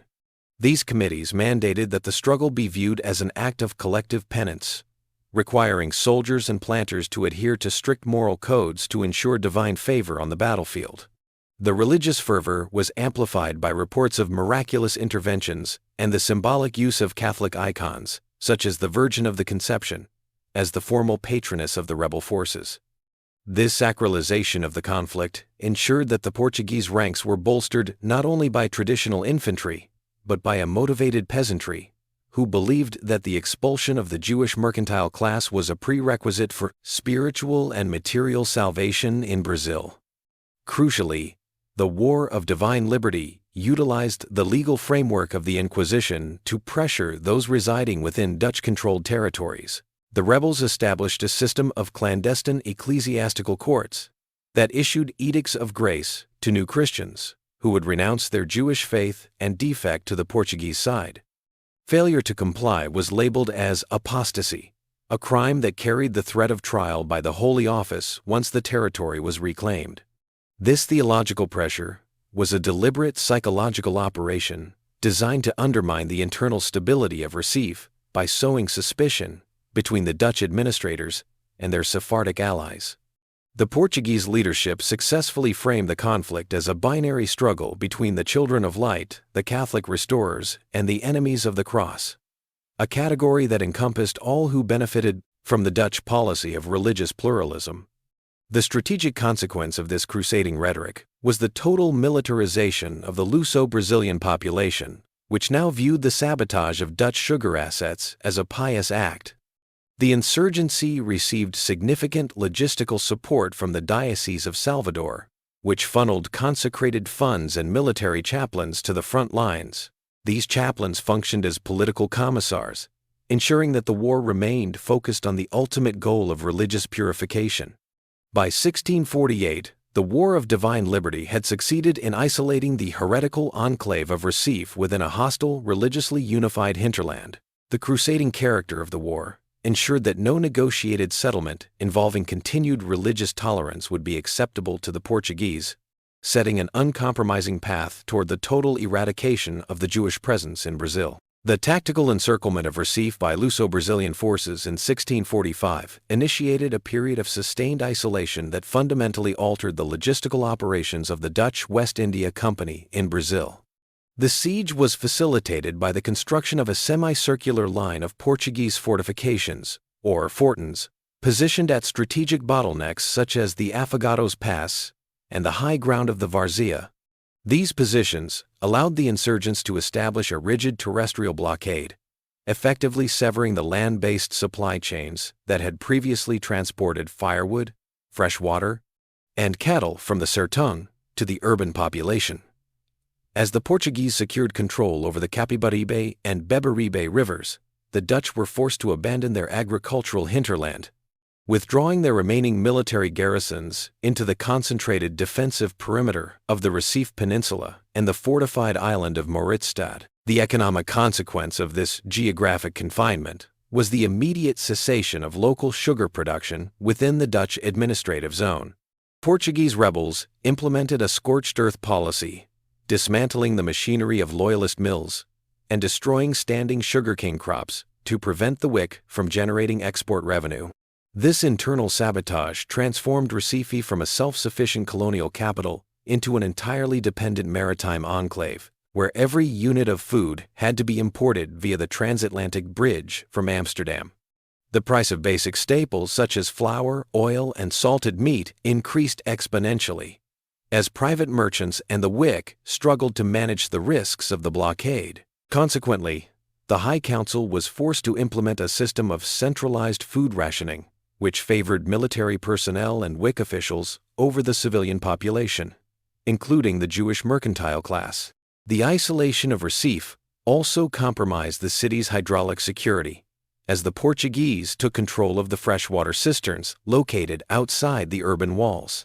To mitigate this vulnerability, the Dutch and Jewish residents were compelled to dig deep brackish wells within the city limits, a measure that led to a rise in waterborne illnesses and increased the cost of domestic labor. The defensive burden was further aggravated by the influx of refugees from the interior planters and enslaved laborers who had remained loyal to the Dutch, swelling the city's population, while the available resource base continued to shrink. The WIC responded by strengthening the fortifications of the Forte do Brum and the Cinco Pontes, creating a redundant system of bastions designed to withstand a prolonged artillery bombardment from the landward side. The siege of Recife necessitated a shift in Jewish communal life toward the requirements of urban defense and maritime survival. Since the land routes to the Jewish-owned mills in the interior were now severed, the community's wealth became increasingly tied to liquid assets and the ownership of privateering vessels. The synagogue of Kahal Zur Israel functioned as a distribution center for the limited rations allocated to the Jewish poor, while the communal leadership negotiated directly with the High Council for the protection of maritime supply lines. This period of strangulation demonstrated the limitations of maritime power when confronted with a hostile, land-based insurgency.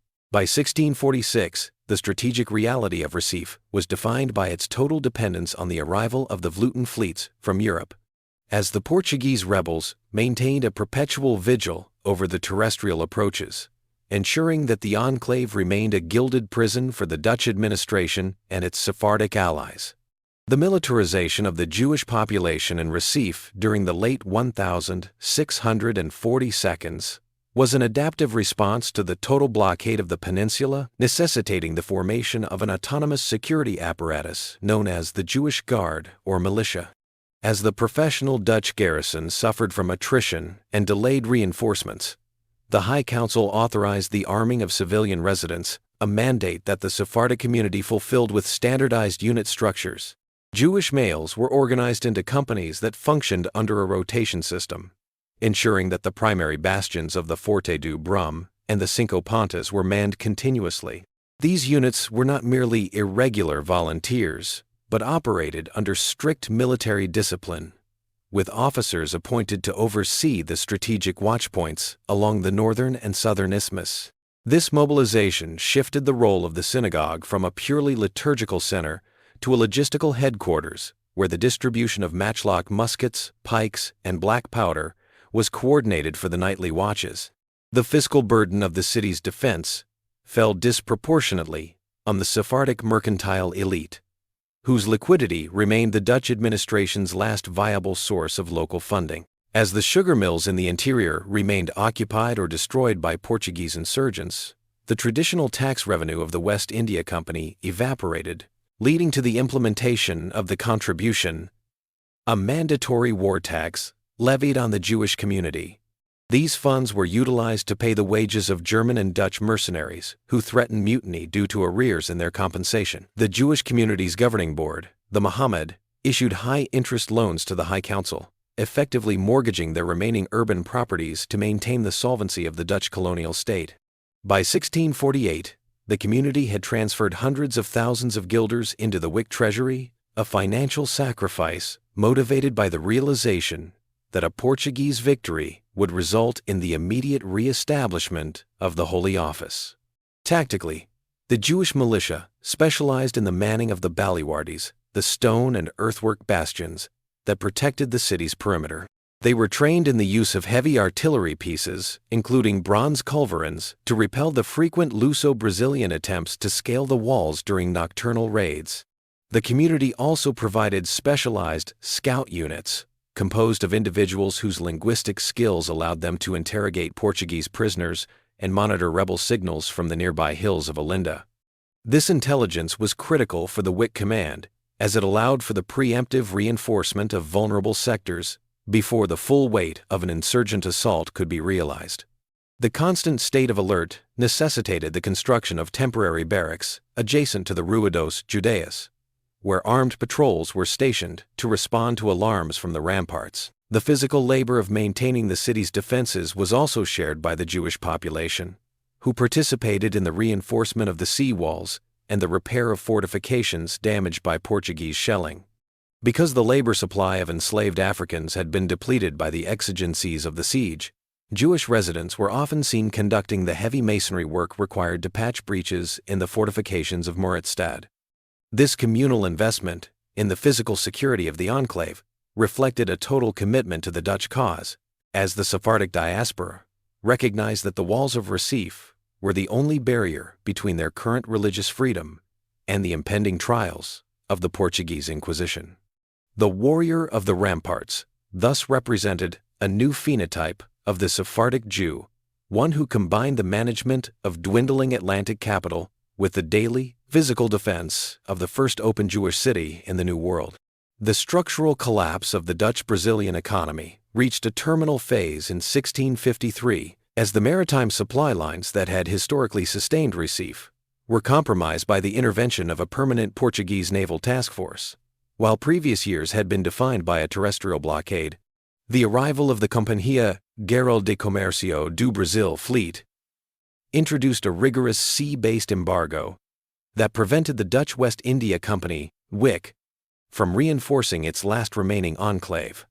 This maritime encirclement created a closed ecosystem within the city walls, where the inventory of essential grains, oils, and proteins was exhausted by the final quarter of the year. Administrative records from the High Council indicate that the price of a single pound of wheat flour surged to over 100 guilders, a valuation that rendered standard currency virtually obsolete for the civilian population. The nutritional crisis necessitated the implementation of extreme dietary substitutions, as the city's residents consumed domestic animals, vermin, and leather scraps to survive the caloric deficit. The Jewish community's governing body, the Mohammed, recorded a catastrophic rise in mortality rates, as the lack of fresh vegetables and the reliance on brackish well water facilitated outbreaks of scurvy and dysentery. Unlike earlier periods of the siege, the 1653 famine was characterized by the depletion of the communal grain reserves held by the synagogue of Kahal Zur Israel, which had previously functioned as a final safeguard for the indigent.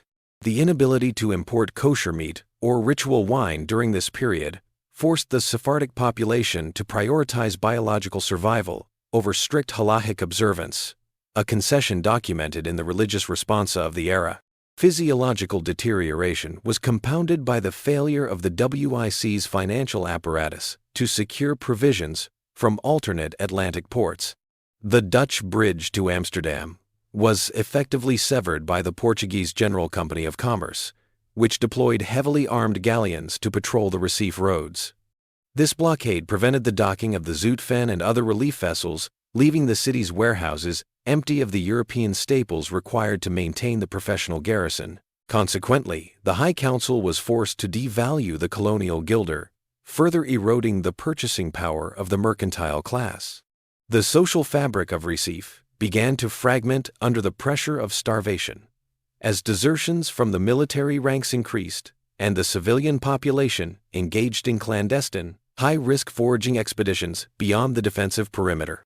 The 1653 famine served as a primary catalyst for the Dutch surrender negotiations, as the medical and logistical reports provided by the city's physicians confirmed that the population had reached the limits of endurance. The High Council recognized that without an immediate infusion of supplies, the physical defense of the ramparts would become impossible due to the incapacitation of the troops.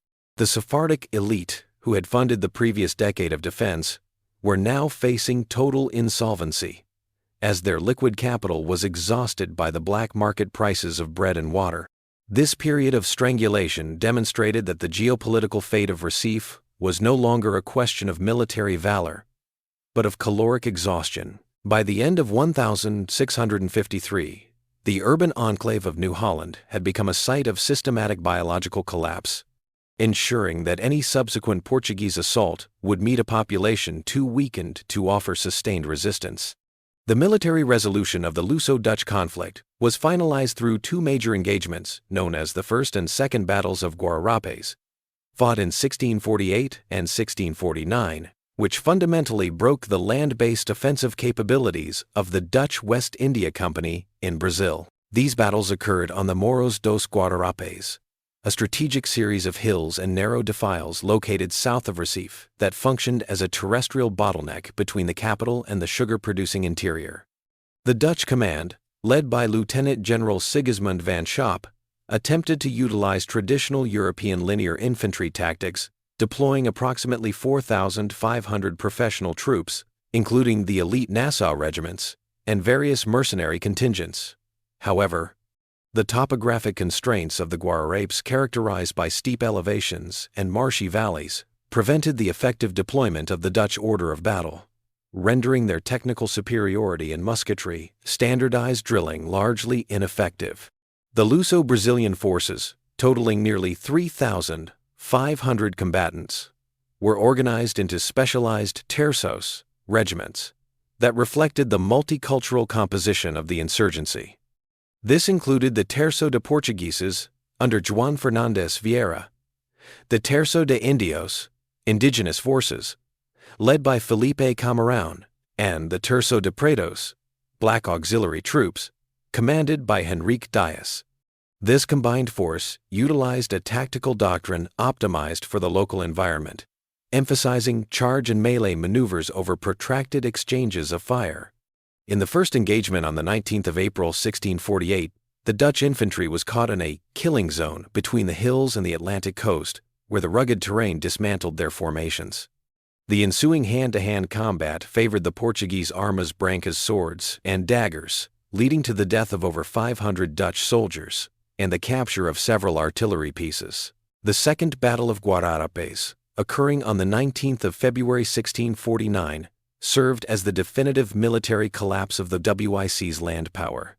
Van Schop, attempting to regain the initiative, moved his forces back to the hills, but was again outmaneuvered by the Portuguese use of the embuscade and flanking tactics that exploited the gaps in the Dutch lines. The Dutch suffered catastrophic losses, including nearly 1,000 dead and 500 wounded, representing nearly one-third of their professional European corps in the colony. This attrition was irreplaceable for the WIC, as the ongoing First Anglo-Dutch War in Europe prevented the States General from dispatching the necessary replacements. The loss of veteran officers and NCOs, non-commissioned officers, during these engagements led to a total breakdown in military discipline within the Recife garrison. The strategic consequence of the Guararapes defeats was the permanent retreat of the Dutch administration behind the urban shell of Recife. By 1650, The WIC had abandoned all attempts to reoccupy the sugar-producing captaincies, effectively ceding the economic engine of the colony to the rebels. This terrestrial containment forced the Dutch to rely exclusively on a defensive maritime posture, which became increasingly untenable as their land fortifications were isolated from the resources of the interior. The Battle of Guararapes thus functioned as the tactical prelude to the final surrender, demonstrating that the Dutch mercantile state could not maintain colonial sovereignty through maritime power alone when its professional army had been destroyed in the hills. The defenselessness of Recife in 1654 was a direct result of the military vacuum created by these two decisive defeats, which eliminated the WIC's ability to project force beyond the reach of its naval guns. The capitulation of Taborda, finalized on the 26th of January 1654 at the Campina do Taborda, established the legal and logistical framework for the Dutch withdrawal from Pernambuco, concluding 24 years of West India Company, WIC administration. This formal surrender was negotiated between General Francisco Barreto de Menezes, representing the Portuguese crown, and the High Council of Recife, which conceded following the catastrophic failure of maritime relief efforts. The resulting treaty was a comprehensive document comprising 28 distinct articles designed to regulate the transfer of sovereignty while preventing a total collapse of the regional social order. Unlike many contemporary military capitulations, the Treaty of Taborda prioritized the protection of private property and provided a specific grace period of 3 months for all inhabitants Dutch, Portuguese, and Jewish to settle their commercial affairs and organize their departure. A primary legislative achievement of the treaty was the guarantee of safe passage for the non-Catholic population, a clause that effectively suspended the immediate jurisdiction of the Inquisition within the surrendering enclave. Article 14 specifically stated that the Jews and other non-Portuguese residents would be treated as if they were Dutch, granting them the right to sell their urban real estate, liquid assets, and slaves without fear of confiscation. This legal parity was a critical safeguard for the Sephardic community, as it provided a window of time to liquidate the capital they had invested in the engenhos and commercial houses of Recife. The Portuguese leadership, recognizing that an immediate mass arrest of the Jewish population would jeopardize the return of Dutch-held territories in other parts of the Atlantic, adhered to these terms as a matter of pragmatic international law. The treaty also addressed the complex issue of outstanding debts and maritime litigation that had accrued during the decade-long siege. It established a joint commission to oversee the valuation of property and ensured that Dutch and Jewish creditors could collect on loans provided to Portuguese planters, provided the transactions were documented according to Dutch commercial standards. This provision allowed for a controlled economic transition, preventing the immediate insolvency of the departing merchant class. Furthermore, the agreement mandated that the Dutch hand over all military infrastructure, including the Forte do Brum and the Cinco Pontas, in exchange for the provision of Portuguese naval escorts to protect the retreating Dutch fleet from privateers. However, the Treaty of Taborda did not grant permanent residency rights to the Jewish community. It merely facilitated their orderly expulsion. The agreement mandated that at the conclusion of the 3-month period, all those who did not profess the Catholic faith were required to vacate the territory of Brazil. This created a massive logistical challenge, as approximately 150 Jewish families had to secure maritime transport for themselves and their movable property. The Portuguese authorities utilized this period to conduct a census of the remaining Jewish holdings, ensuring that no communal assets, such as the synagogue's liturgical objects, were removed without proper clearance. The signing of the treaty at Taborda thus functioned as the terminal point of the Dutch-Jewish experiment in Brazil, transforming the cosmopolitan port of Recife back into a provincial outpost of the Portuguese Empire, and initiating the final exodus of the Sephardic diaspora from the South Atlantic. The finalization of the Taborda surrender triggered a localized legal crisis regarding the specific jurisdictional status of the Jewish Portuguese, those individuals who had been born in the Iberian Peninsula and baptized as Catholics before returning to open Judaism in Recife. The Portuguese military command, operating under the influence of the Holy Office, argued that these individuals were not Dutch subjects, but apostate subjects of the Portuguese crown. thereby making them liable for prosecution under canon law for the crime of heresy. The Portuguese negotiators, led by General Barreto, initially sought a specific exemption from the general amnesty for anyone who had fallen away from the Catholic faith, a move that would have resulted in the immediate arrest and trial of the community's leadership by the Inquisition. This demand represented a fundamental challenge to the integrity of the capitulation agreement, as it sought to prioritize ecclesiastical law over the secular protocols of international military surrender. The Dutch High Council, acutely aware of the financial and moral obligations the West India Company owed to the Sephardic elite, maintained a rigid stance on the indivisibility of the surrendering population. The Dutch commissioners insisted that the legal category of inhabitant established in the treaty applied to all residents of Recife, regardless of their genealogical origin or previous religious affiliation. They argued that because these individuals had been granted Dutch citizenship and had served in the colonial militia, they were to be treated as subjects of the States General, protected by the sovereign honor of the Netherlands. This diplomatic standoff was intensified by the realization that if the Dutch permitted the arrest of their Jewish allies, it would create a precedent that would undermine the safety of Dutch merchants in other global ports. Consequently, the Dutch made the surrender of the city's keys and the transfer of the Cinco Pontus fortress contingent upon the explicit, written guarantee that the Jewish community would be included in the safe passage protocols. The Portuguese eventually conceded to these terms, but only as a pragmatic calculation to ensure the immediate and bloodless evacuation of the Dutch from the northeast. However, the legal tension persisted as the Portuguese authorities attempted to utilize bureaucratic hurdles to delay the departure of prominent New Christian defectors. They demanded detailed genealogical records and proof of birth for those seeking to board the evacuation vessels, hoping to identify high-value targets for the Inquisition before they could reach international waters. In response, the Sephardic leadership in Recife worked in tandem with Dutch administrative clerks to standardize the passports of departure, ensuring that the community was documented as a unified block of Dutch-affiliated refugees. This administrative coordination was essential to prevent the selective seizure of individuals during the chaotic boarding of the fleet, as the Portuguese Committees of Conscience patrolled the docks to identify former Catholics. This period of tense negotiation highlighted the clash between the emerging European concepts of diplomatic immunity and the traditional Iberian mandates of religious uniformity. The Dutch success in securing the safe passage of the Jews was a rare instance where the pragmatic requirements of a commercial treaty superseded the judicial reach of the Holy Office. However, the victory was strictly procedural. The Portuguese ensured that while the individuals were allowed to depart, their apostasy was officially recorded in the inquisitorial archives, effectively banning them from ever returning to any territory under the Lusitanian crown. The execution of the 3-month grace period established by the capitulation of Taborda converted the urban center of Recife into a high-intensity theater of asset liquidation and logistical mobilization. Between late January and April 1654, the Sephardic community was forced to navigate a collapsing market where the sudden, mandated surplus of real estate and industrial equipment triggered a precipitous decline in valuation.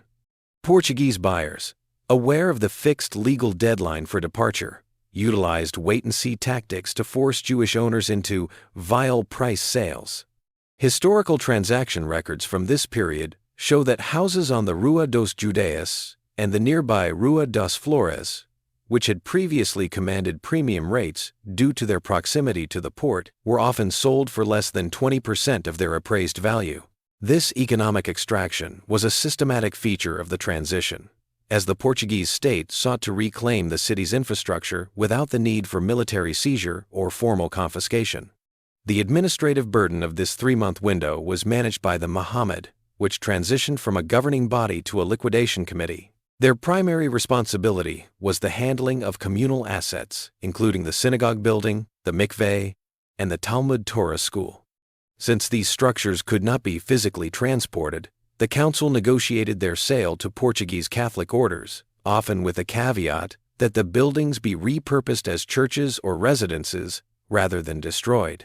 Simultaneously, The community had to resolve the legal status of orphan children and the indigent, ensuring that the tzedakah, charity, funds were converted into portable wealth, such as gold, silver, and gemstones, which were easier to conceal from Portuguese customs officials. This period saw a massive conversion of landed capital into mobile capital, a shift that would define the next phase of the Sephardic diaspora in the Caribbean and North America. Logistically, the window was dominated by the search for maritime transport. While the Dutch West India Company provided several vessels for its own officials, the civilian Jewish population was largely responsible for chartering private merchant ships. This created a secondary market for berth space, where captains demanded exorbitant fees paid in advance. The harbor of Recife became a site of constant activity as crates of Hebrew books, commercial ledgers, and ritual objects were inventoried and loaded under the watchful eyes of Portuguese inspectors. These officials were tasked with ensuring that no nationalized Portuguese wealth, particularly refined sugar or military hardware, was smuggled out under the guise of personal property. The tension of the deadline was exacerbated by the seasonal weather patterns of the South Atlantic, as any delay in ship arrival risked stranding the community beyond the legal protection of the 3-month mandate. Furthermore, the social environment during this countdown was defined by the systematic dismantling of domestic life. Families were required to settle outstanding debts with Portuguese neighbors and finalize the sale or manumission of enslaved laborers. The legal complexity of these transactions required constant interaction with the transitional Luso-Dutch courts, which remained operational until the final day of the grace period.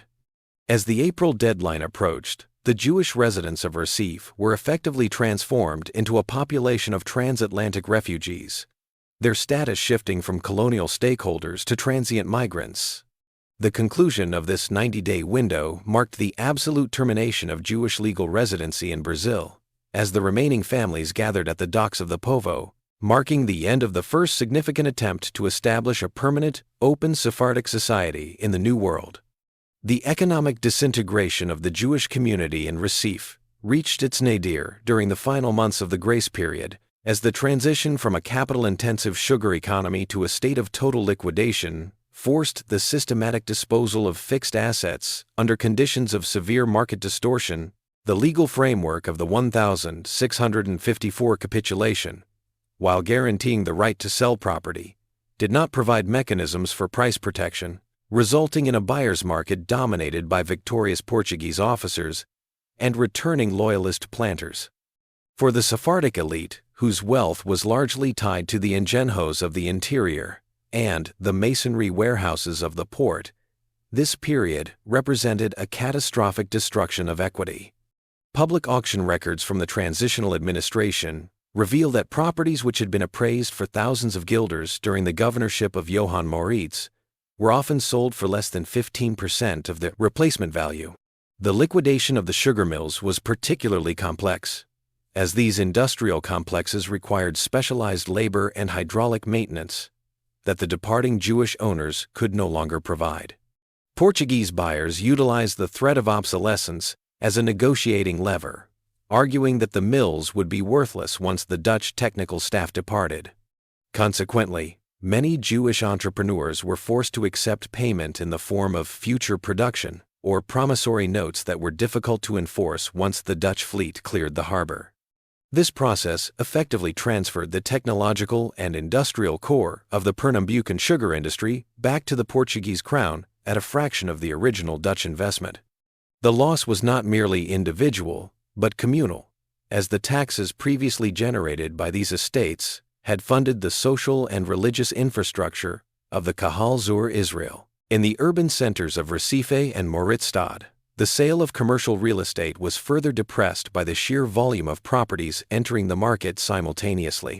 Since the entire non-Catholic population was required to leave within the 90-day window, there were hundreds of stone residences and retail shops available for every potential buyer. Portuguese settlers, many of whom arrived from the interior with limited liquid capital, often formed purchasing syndicates to acquire entire blocks of the Rua dos Judeus. These transactions were formalized by Portuguese notaries, who prioritized the registration of the new Catholic owners, often ignoring the complex mortgage structures that had underpinned Jewish ownership. The transition thus functioned as a massive redistribution of wealth, stripping the Sephardic diaspora of its landed security and leaving many families with only what could be physically carried onto the evacuation ships. The financial agony of this period was compounded by the collapse of the colonial currency and the inability of Jewish merchants to collect on outstanding debts owed by Portuguese planters. As the legal authority of the West India Company evaporated, many Luso-Brazilian debtors simply refused to honor their obligations, knowing that the departing creditors would have no judicial recourse once the 3-month window closed. The Jewish leadership attempted to negotiate debt transfer agreements with Dutch banks in Amsterdam, but the high risk of the Brazilian frontier made these instruments virtually untradeable. By the final weeks of April 1654, the process of liquidating a legacy had become an exercise in damage control, as the first Jewish community of the Americas was forced to trade its decades of industrial and urban development for the mere cost of maritime passage and the preservation of personal safety. The final liturgical assembly at the Kahal Zur Israel in April 1654 functioned as the formal ceremonial decommissioning of the first organized Jewish communal space in the Americas. This concluding Sabbath service was governed by the strict requirements of Sephardic ritual law, which dictated the systematic transition of the synagogue from a sanctified house of worship to a secularized structure prior to the Portuguese reoccupation. Under the direction of Rabbi Isaac Aboab de Fonseca, the congregation performed the final Shacharit and Musaf services, observing the traditional Minhag Amsterdam that had characterized the community's public life for nearly 2 decades. The administrative records of the Muhammad indicate that this event served as the terminal point for the public reading of the law in Recife, a practice that had been legally protected under Dutch sovereignty but was now categorized as a capital offense under the impending Lusitanian administration. The physical removal of the Sifrei Torah, or Torah scrolls, from the Hekal, Ark, was the central technical act of the decommission.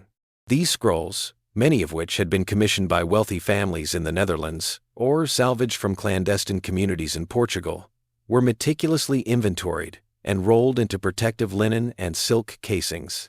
To ensure their preservation during the transatlantic crossing, the scrolls were placed in specialized wooden crates lined with lead to prevent moisture damage from the saline maritime environment. This process was overseen by the Hazan and the synagogue's elders, who adhered to the halachic protocol requiring that the scrolls never touch the ground and remain under constant supervision until they were safely stowed in the holds of the chartered Dutch vessels. The removal of the Ner Tamid, or eternal light, and the stripping of the parashay, ark curtain, signaled the definitive cessation of the building's status as a Beit Knesset.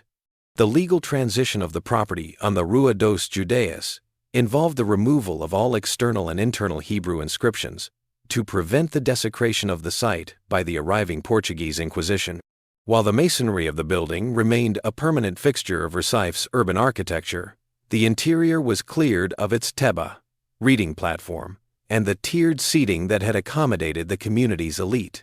Historical documents confirm that the synagogue building was eventually sold to a Portuguese merchant who repurposed the ground floor for commercial storage, effectively erasing the site's religious identity until its archaeological rediscovery in the late 20th century. The final Sabbath also marked the last instance of the Hashem's formal rabbinical jurisdiction over the Recife community, as the subsequent distribution of the population across the Caribbean meant the fragmentation of the centralized legal authority he had established. As the doors of the Kahal Zur Israel were locked for the final time, the community transitioned from a settled agrarian and mercantile class back into a transient diaspora. The cessation of prayer in the synagogue reflected the broader collapse of the Dutch-Jewish social contract in Brazil.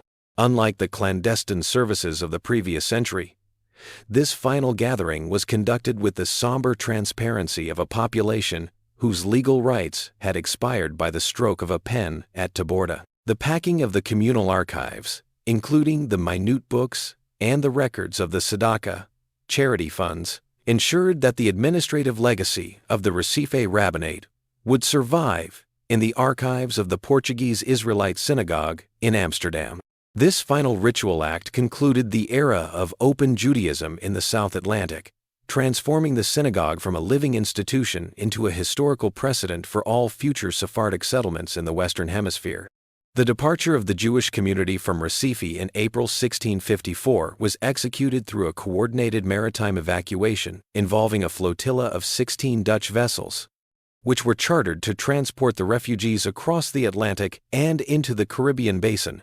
This naval operation was the largest single relocation of a Jewish population in the history of the Americas to that date, involving approximately 600 individuals who had chosen exile over the impending jurisdiction of the Portuguese Inquisition. The fleet was composed primarily of merchant ships and flute boats, fluten, which were prioritized for their high cargo capacity and relatively shallow drafts, allowing them to navigate the reefs of the Recife harbor while carrying the community's remaining mobile assets. This evacuation was supervised by the Dutch West India Company's remaining naval officers, who provided maritime escorts to protect the civilian ships from Portuguese privateers lurking in the South Atlantic lanes. The logistical complexity of boarding was defined by the strict enforcement of the 3-month deadline and the physical limitations of the vessels. Families were required to consolidate their entire existence into wooden trunks and crates, prioritizing the transport of religious objects, commercial ledgers, and precious metals. Historical manifests indicate that the holds of these 16 ships contained the physical artifacts of the Kahal Zur Israel, including the Torah scrolls and the communal archives, which were treated as sovereign property of the Dutch Republic during the loading process. The boarding was conducted at the Povo, the main port area of Recife, where Portuguese customs officials maintained a checkpoint to inventory departing goods and verify the identities of the passengers. This process served as a final bureaucratic hurdle, as the Portuguese sought to prevent the export of sugar stocks or military equipment that had been nationalized under the terms of the Taborda Treaty. Once the fleet cleared the harbor of Recife, the refugees faced a fragmented journey determined by the varying destinations of the chartered vessels. While the majority of the fleet was bound for Amsterdam via the North Atlantic route, several ships were diverted toward the Dutch and English colonies in the Caribbean, such as Curaçao, Jamaica, and Barbados. The maritime conditions of 1654 were particularly hazardous due to the seasonal shifts in Atlantic currents and the ongoing geopolitical tensions between the Dutch and the English. One vessel, the Falcon, was famously captured by Spanish privateers near Jamaica, leading to the temporary imprisonment of its Jewish passengers in Cuba before they were ransomed and allowed to continue their journey northward. This incident highlighted the extreme vulnerability of the Sephardic refugees, who remained targets of religious persecution even after securing legal passage from the Portuguese. The departure from the shores of Pernambuco marked the definitive termination of the first open Jewish society in the New World. As the palm-fringed coast of Brazil receded, the community transitioned from being colonial landowners and industrial magnates to being maritime migrants. The fleet of 16 ships thus functioned as a floating archive of the Recife experiment, carrying the expertise and capital that would eventually seed the development of the sugar industries in the Caribbean and the first Jewish congregations in North America. The immediate aftermath of this voyage was the total demographic erasure of the Jewish presence in Brazil, as the Portuguese restored the Estatutos de Pureza de Sangue, purity of blood statutes, ensuring that no individual of Jewish descent could legally reside in the territory. The voyage concluded the era of Dutch-Jewish cooperation in the South Atlantic, shifting the center of Sephardic activity in the Americas toward the Northern Hemisphere and the nascent port of New Amsterdam.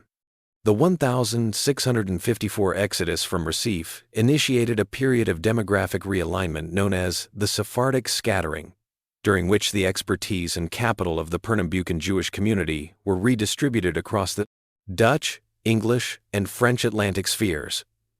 While approximately 600 individuals eventually returned to the United Provinces to rejoin the Portuguese Israelite synagogue in Amsterdam, a significant portion of the community sought to replicate the Recife model in nascent Caribbean colonies. This migration was guided by the pragmatic necessity of finding jurisdictions that offered both commercial opportunity and legal protection from the Inquisition. Consequently, the refugees became the primary agents for the transfer of advanced hydraulic sugar milling technology and industrial-scale refining techniques from Brazil to the West Indies.